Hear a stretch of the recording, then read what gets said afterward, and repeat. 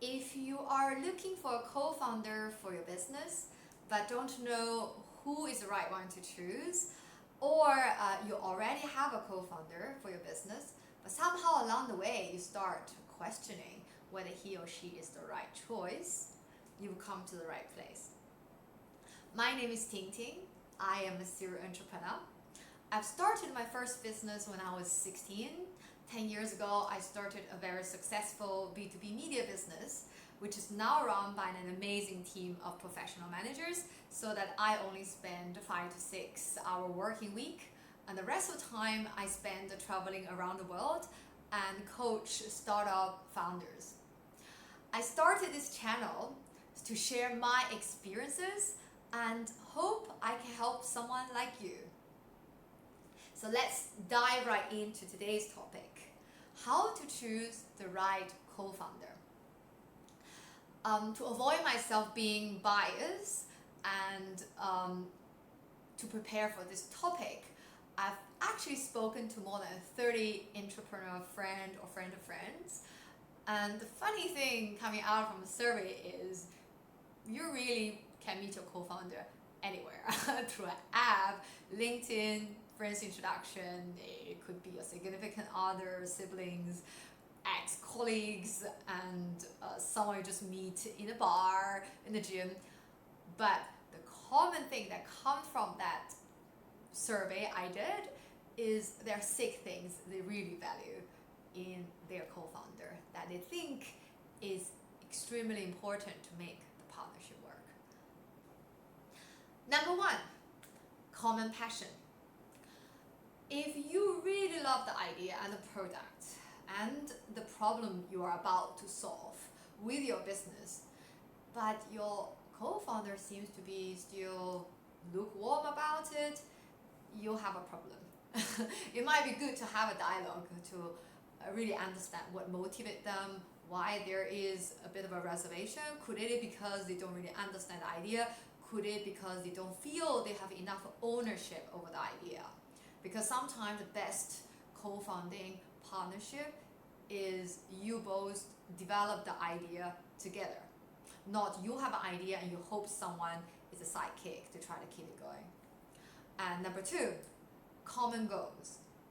If one of you wants this business to eventually go on IPO on the NASDAQ and really focus on making a big financial success, but your partner is more interested in just developing the business to a certain scale of, let's say, 10, 20 people, and that is self-sustaining, making good money, you may have a bit of an issue in terms of later on down the road.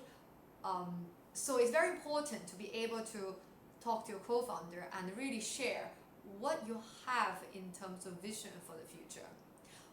When we talk about common goals, there's another goal that's less measurable by numbers, is what's the meaning of this business for them in the end of the day.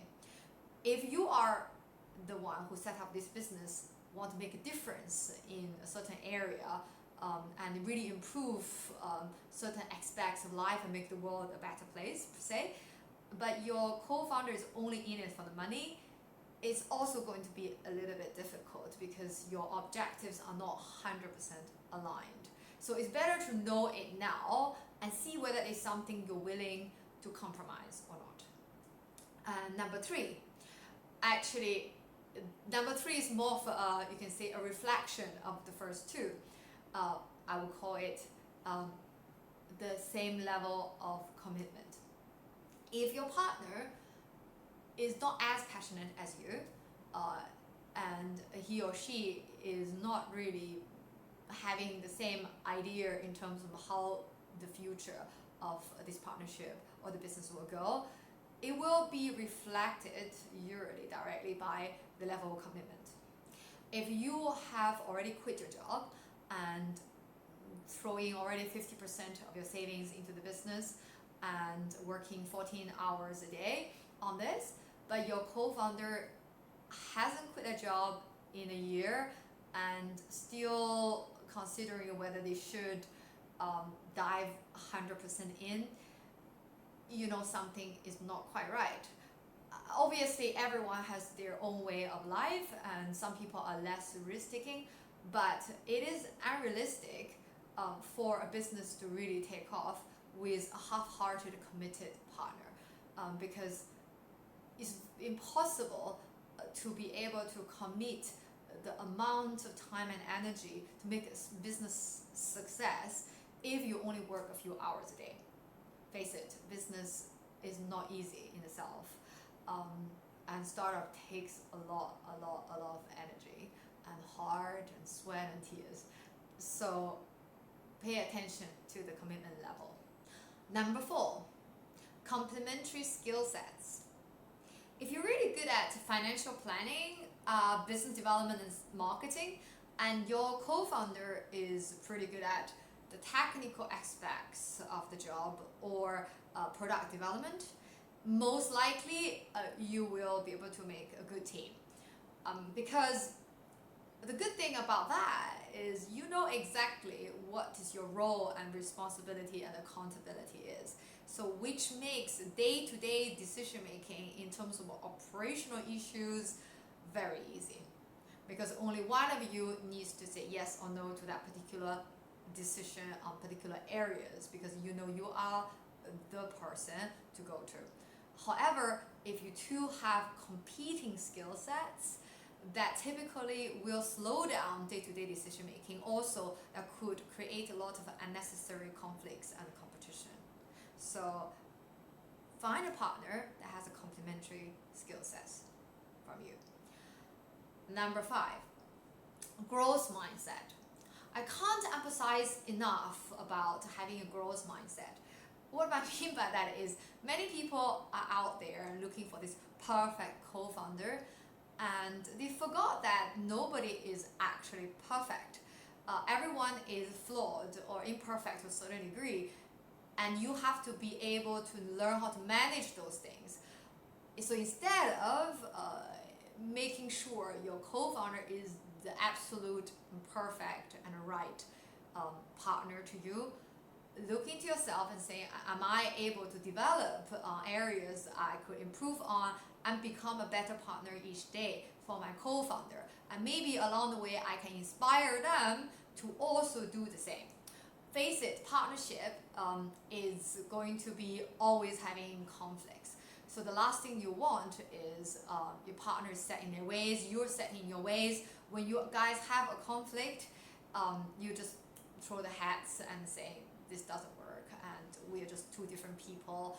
Let's not waste our time, and let's not work out our differences and try to find compromises, and so on and so forth. And lastly, number 6, communication skills. With the growth mindset, even your communication skills is not the best, you can work something out because you always believe the other person could develop to be someone better, and you could do that too. And by that means you can actually adapt to each other to make things work. However, still, you need communication skills. If your partner communicate in such a way that they hope you could mind read, and whenever they face a problem in the business, they kind of go to a corner and not say anything, you don't really know what's going on, you are going to have a very difficult time to deal with that. The best partner, like even the best you when it comes to communication, is irregardless what's happening between two of you or the business, always put everything on the table and discuss and see whether you can find a solution. And focus on the solution, not the problem.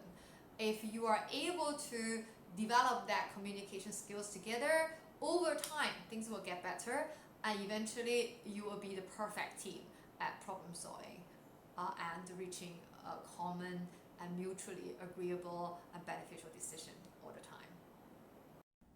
In summary, the right co-founder and yourself should have common passion, common goals, similar level of commitment, complementary skill sets, growth mindsets, and good communication skills. At the end of the day, Instead of looking for that perfect, the right co-founder, why don't we become the right co-founder ourselves so that it's easier to attract the right person into our life? After all, the only person we can change is ourselves, right? Thank you again for watching my video. My name is Tingting. I'm a serial entrepreneur. I'm here to share my experiences and hope this can help you. And please do subscribe to my channel if you like more videos like this, and do make a comment if you would like to have other topics covered or would like to ask me some questions. And thank you again for watching. Have a lovely day. See you next time.